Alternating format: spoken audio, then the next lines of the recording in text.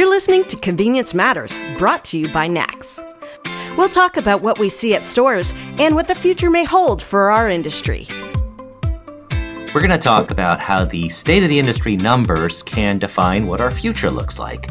And we're going to look at everything related to the 2021 state of the industry numbers and what they mean for 2022 and beyond. Welcome to Convenience Matters. My name's Jeff Lenard with NACS. And I'm Chris Blasinsky with NACS. And that industry that Jeff is talking about is the convenience retail industry. And with us, we have Charlie McIlvaine, who's the CEO of Coen Markets, which is in the Pittsburgh area. And we've leaned on Charlie. First of all, hi, Charlie. How are you? Great. Thank you very much for having me. Absolutely. And we've leaned on you in the last, several years to bring these state of the industry numbers to the stage at our summit, which, happened to be the first live one we had this year in 3 years. We've had you virtually before, but you've immersed yourself in this data and know pretty much more than Jeff and I do combined about this data. What about that? But I know it's spring, but let's not get the flowers out too deep here. But I think the biggest takeaway this year, first of all, that we were live and we could actually be together in the State of the Industry Summit stage in Chicago. But, coming out of a pandemic, we looked at the numbers a little differently this year. We looked at 2019 instead of, and then looking at 2021, 2020, because 2020 was kind of the wacky COVID year. And so we had that kind of a 3-year comparison, which we don't normally do. And then, of course, record in-store sales, which is impressive. Coming out of it, what are some of the things was there anything as we were pulling the data together that you kind of sat back and looked at and just went, wow, okay, that's surprising? I mean, it's a good question. I feel a little guilty trying to put in perspective what appears to be prima facie kind of this strong economic result in 21. And I think, again, I don't mean to sound like Debbie Downer, but I think that there's a little bit of be careful on this. Because a lot of what happened inside the store and certainly what happened outside on the forecourt was circumstantial. It was circumstantial in the first instance of in inflation, driven, by the way, in part by labor. And we'll talk about that. We can talk about that downstream. So what we saw is people absolutely had to raise prices to cover costs. So it's not like we had, record inside stores because we had phenomenal unit growth. We actually had inflationary growth. And secondly, on the fuel gallons, when you compare anything to 20, you're great. Right. On a percentage basis. And so that's why we actually focused a lot in 2019 for a comparative base to 2021. And when we did that, the two things that stand out, which again, I think are big watchouts, are that transactions were down 6.9% and fuel gallons were down 7.2%, 2021 versus 19. So the top line is just that. It's the top line. We need to go down through what happened to profitability and look at the unit behavior to get the right and full picture. That to me is an important kind of standout for this year's data set. Yeah, and when you look at how we've defined numbers over the years, Chris and I have been around at NACS for quite some time, but originally the key was we focused on the roll-up numbers. Our industry, and we use those roll-up numbers like our industry had X billion dollars in sales. The whole point was we were still trying to elevate our industry's reputation, and that was still important. It's like, hey, our sales are growing. We should be considered along the lines with restaurants, along the lines with grocery and drugstores. And we overcame that hurdle. So now the SOI, the state of the industry numbers, look at benchmarking. They look at how are you performing by quartile, by region, by all these different cuts. And while we do look at that big roll-up number, just for context, what the numbers really look at is how are you performing against those who are in the industry, who are defining who are submitting numbers, and how are they doing? So it's really more of a benchmark against some of the joiners, the higher performers, and it's really an accurate representation. If you are in the industry and you want to grow, this is who you are going to have to measure yourself against. And I think that's where the real evolution in the state of the industry has gone. And Charlie and others on stage have really led that.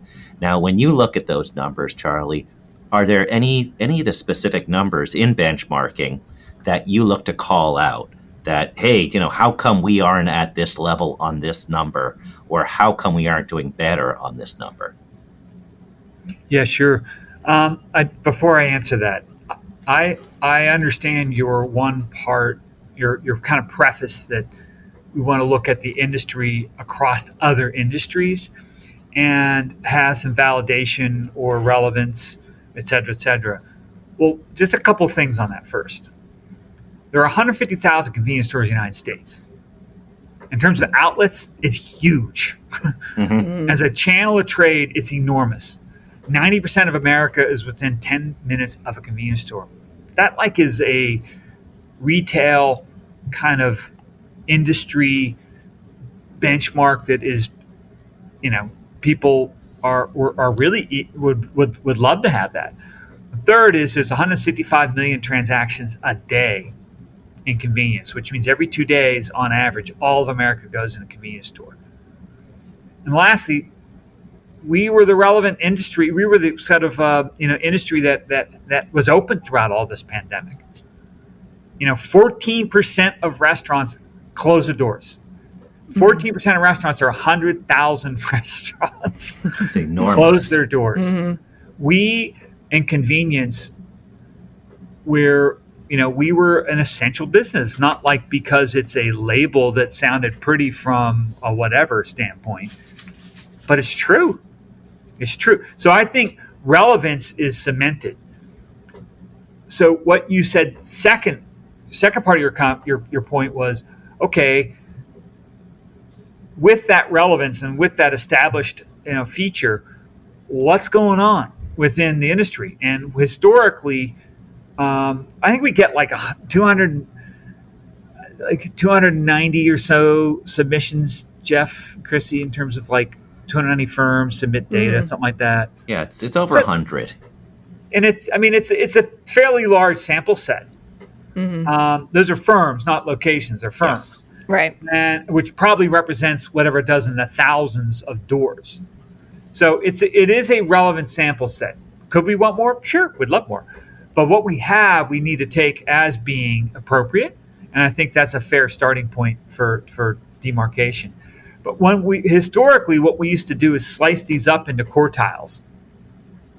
And I think it made sense perhaps at one point in time to look at it through those buckets. What we did this year, and it was a standout, is we sliced them in deciles. Instead of taking 4 buckets, we looked at 10 buckets. And we walked through what they looked like by bucket, by a tenth, one of the 10 buckets. And some of the lessons were pretty revealing, because I think what good looks like is one of the most important things that anybody should do, whether you're in business in a retail context, or you're in business in some other context, or you're a person. It doesn't really matter. What is good look like? What does good look like? Where are you relative to that? Not in self, being so overly self-deprecating and hard on yourself, but that's how we advance. Mm-hmm. So in the decile approach, we found that the top decile, the very top 10th of all the 10 buckets, earned 1.7 times as much store operating profit as the next 9th decile.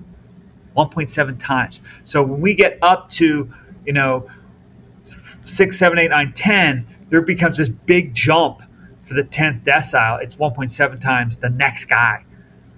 That is distinctive, because that just shows you there's a real big bust out.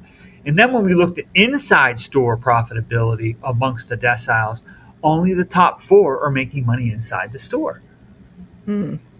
Further, when we tried to look further into the other aspects of the P&L of the decile, the top decile, just looking at the top to bottom because of the 2 goalposts, the top decile is on the order of magnitude, 3+ times on almost every line item to the bottom decile, be it either gross profit dollars, merchandise gross profit dollars, food service gross profit dollars, et cetera, and they're less than that, i.e., 1.5 times wages and benefits and card fees and et cetera. So their DSOE, direct store operating expense, is 1.6 times the bottom decile, but their top line, or their gross profit, is 3.2 times. That just shows you what operating leverage does for this business. And for those are interesting revelations. For anybody who was just casually listening, I just want to bring out that point that you said earlier. 40% of only the top 40% of operators are making money inside if they only look at in-store operations. And if you don't have fuel as part of that, you are not making money if you look at the rest of the industry. Yeah, that's right. That's what the data said. And when you cut into deciles, it's revealing. Yeah, and when you started out in the beginning talking about I don't want to be a Debbie Downer, well, that's not necessarily being a Debbie Downer. That's just saying, hey, let's not have a balloon drop looking at these numbers. Let's instead look at how these numbers make us better, because everybody wants to advance convenience, and everyone is selling largely the same products we are. So how do you continue to get better so you can stay ahead of all this competition? It's true. That's true. And I guess the question should be, okay, fine. You're giving me these broad stroke numbers, sales or gross profit dollars or whatever. Like, what's the real driver behind it? And this is not mysterious, but food service is a really, really big one. The top decile, it does a very good job, very credible job on food service. And I would add, circling back to industry relevance, when 100,000 restaurants have shut, where do you think these people are going for food? Right.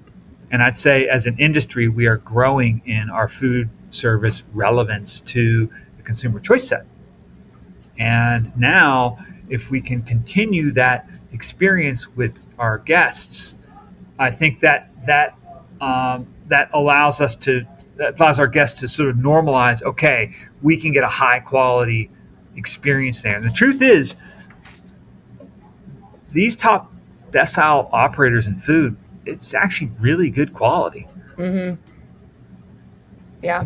When Jeff already dated us with our tenure at NACS, but my first SOI summit, I'm State of the Industry Summit, I'm pretty sure the only 2 operators that anyone was mentioning in the food service space were Sheetz and Wawa, right? And they've definitely done a fantastic job of elevating the rest of the industry to bring the rest of us up to that space and to where they were doing things so well that now food service, whatever the program may be, because it is very broad. You can get into fresh prepared, you can do commissary, but it is sometimes it can also be a little hard to calculate on our end too. So food service is growing, but at the same time, it's a little tough because it's just not a one size fits all by any means. I mean, it's become, from what I've seen, the differentiator, not only for our industry, but from different convenience stores within their markets. One thing in a visit from Henry to our home office, and we had a roundtable discussion, which is, I thought, pretty good. And we spent a lot of time just back and forth fluidly on topics. And one of the things that's great about having a guy like Henry. And you mean NACS CEO Henry Armour. Yes. Who's the CEO of NACS. And I'm obviously not doing this for a sycophantic plug, but I think one of the important roles that NACS can play, we're talking about what good looks like. And we're using numbers from 290 or whatever submissions, and we're trying to slice and dice data, and we're trying to say, okay, data analytics say that this is a version of what good looks like. But one of the great things about NACS, and it's connected, and it points of connection to so many different operators, is to take the pieces of those different operators and weave them, that string of pearls, into a thematic or into comparisons. And Henry does that like no other, because he's on the road constantly. And where I'm going with this is that he meets with all kinds of members, from single to multi-site operators, from those with a big international exposure or even strictly international presence to, large regionals, to, multi-state, multi-regional United States players. And I think one of the things that came out of this discussion, which it seems a little bit simplistic, but is 80% of our customers are a repeat generally. 25+% convert from their forecourt getting fuel to coming in the store. These are broad stroke term items. And the third thing is that a lot of people are coming to these locations for connectivity, for that human element. I know we're trying to automate. I know we're trying to save costs through technology, but people still get energy from people. And the last thing that I thought that he said, that at least is worthy, I think, of repetition here, is I think that if we have these site chains that are not whatever, you mentioned a couple examples there that have 700, 900 stores and are in whatever 6-8 states or whatever they are. There's a lot of distance between that and the other guys. Mm-hmm. But it's for the other, quote unquote, other guys to stand for something and to be good at something and have and leverage that customer relationship to be reinforcing, creating that consumer pull demand. And I think being good on a local or even regional level makes a really, really big impact on people's psyche and throws it in the frontal lobe as to why and how they choose to go to someplace for their needs. I thought that was relevant for us all to think about. This isn't a black box. Right. Yeah, and when we look at convenience, and we've looked at the trends, and we've looked at deciles and breakdowns like that, are there any things that jumped out at you that said, hey, this wasn't pandemic related in terms of a temporary blip, but this is something that we need to pay attention to beyond food service that will be part of our operations, or maybe shouldn't be part of our operations? Yeah. We looked at basket analyses this year, which we hadn't in the past. And we looked at it 21, 20, 19, and we looked at it compared to the top decile. That's a lot going on in a slide. But I can remember the specific slide that I'm referring to, where we looked at the basket value. So what's the dollar value of what people come into a store and they buy added up? That has gone from $6.20 in 2019 to $7.59 in 2021. That's a pretty big increase. And along that journey of $6.20 to $7.59 basket value, a lot of that had to do with units too, because people were buying more in their stops. Said a little bit differently, they were making fewer shopping trips and buying more at those shopping trips. And the pandemic did force that. And maybe too, it created a little bit of behavioral change. But what is also beginning to happen is that those units are starting to flatten or even decrease as inflation starts hitting us. And so we're coming into a zone of price elasticity, which means that at some point when you raise the price, the demand is going to fall off because people are going to say, hey, look, I just can't spend that much money on it. Mm-hmm. So that's one point. The second point is that when we looked at our direct store operating expenses, I'd say first off, inside store gross profit dollars are relatively flat. I mean, they went up from 226 to 284, so not as much as sales.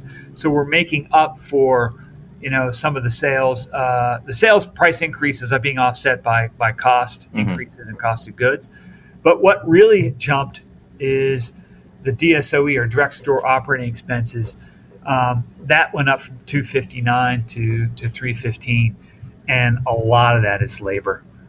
And so when you look at the 3 years, that on an average basket, inside store operating profit was negative 32 cents or 31 cents for 21, 20, and 19.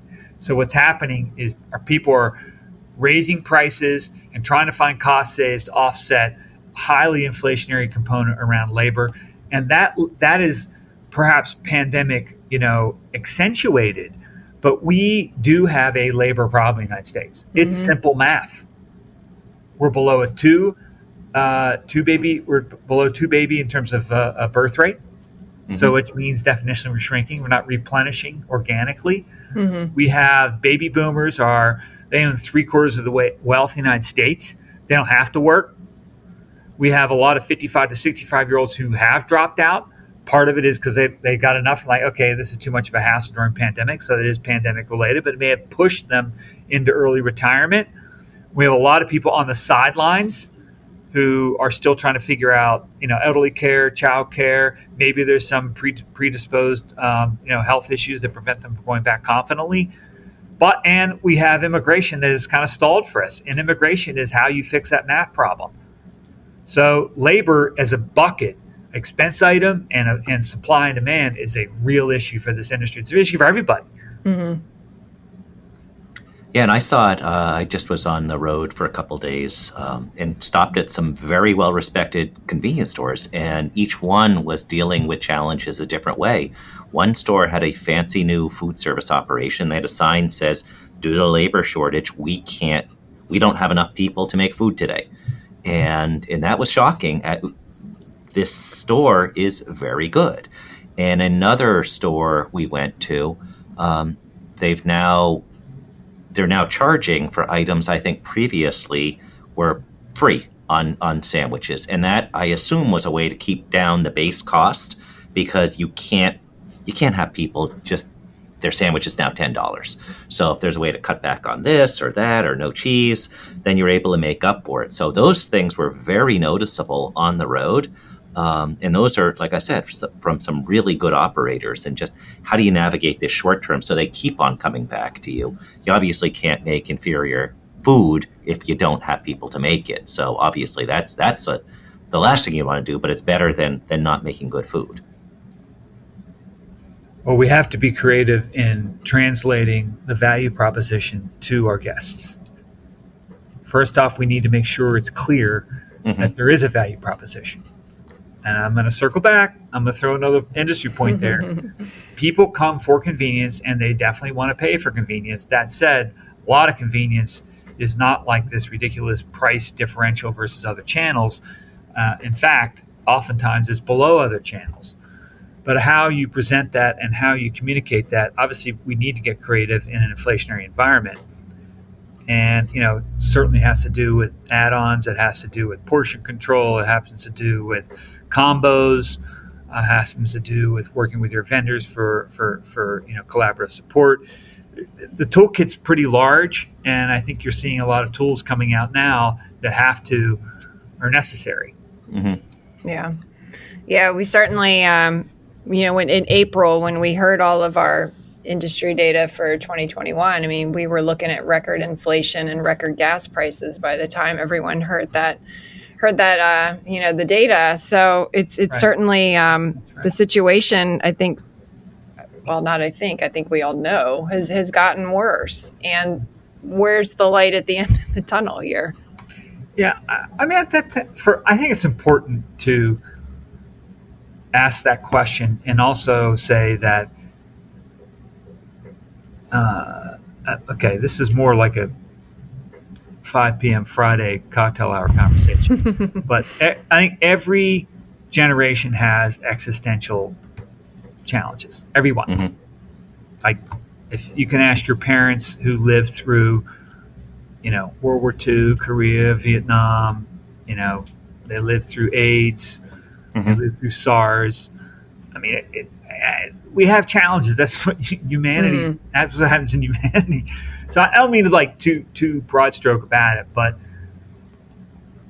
I think that the prospect of when you're in the middle of it is harder to see what the prognosis is and what the solution is. It's harder to see in the moment. It is. But we have to celebrate that necessity is the mother of invention here. Mm-hmm. We have to look and see where there is, I'm circling back to relevance. Why the hell do you exist? Why is there 150,000+ outlet channel?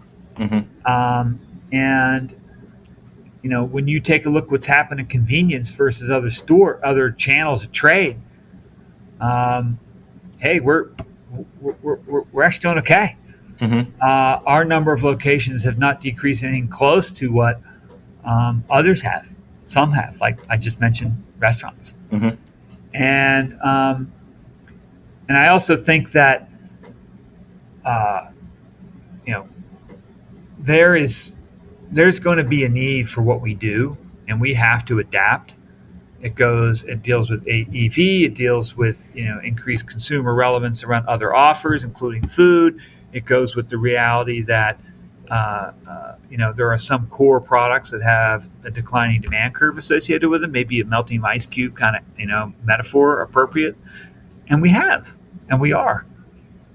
And I think that coming also back to the what good looks like, we have a version of what good looks like in our industry. You be careful to say, oh my God, the sky's falling, or whatever Chicken Little said. It is not easy, but there are solutions, and we're finding them, and we'll adapt. And there will be some hard moments, and there'll be some unfortunate moments. But I think that there's something on the other end of this. There is no good without bad. It just doesn't exist. Yeah. Well, Sorry, did that sound a little 5 p.m. cocktail hour Friday-ish? It sounded like a good end to this, but we can't quite leave you yet because we are going to do trivia first. So we have some cheesy music here. Ready? Go. Oh boy. That Whoa. is cheesy Sounds like beyond 5 cheesy. p.m. I'm in a disco. So we try to boy. theme out our trivia, and I figured since we were talking about the economy, it feels like a MASH unit. There's my tenuous link. Remember the TV show MASH from the 70s, 80s? Hawkeye Pierce. How could you not? Hot Lip Okay. Sulahan. So Honeycut. which actor from the TV show MASH was the co-founder of a convenience store chain that was once the second largest chain in the United States? Was it Wayne Rogers, who was Trapper John? Was it Jamie Farr, who was Colonel Max Klinger? Was it Mike Farrell, who was BJ Honeycutt? Or was it William Christopher, who was Father John Mulcahy? I think Honeycutt. It was Wayne Rogers, Trapper John. The He company... but he replaced Honeycutt, right? Yeah, Honeycutt yeah. went home and Trapper John replaced him. I think you're right there, yeah. Yeah, But, okay. Wayne Rogers had the company Swifty Serve, which at its peak had more than 550 convenience stores under a variety of different names and was the second largest privately held convenience store chain in the United States. That's cool. Anyway, there's today's trivia, and I'll turn it over to Chris for final thoughts. My one thought is that Jeff's trivia questions are too hard. Number one. Second, Charlie, thank you for joining us. We certainly appreciate it. And for anybody who's listening and wants to hear more, you can check us out at convenience-matters.com. And you can also subscribe to Convenience Matters on your favorite podcast player. Till next time. Convenience Matters is brought to you by NACS and produced in partnership with Human Factor. For more information, visit convenience.org.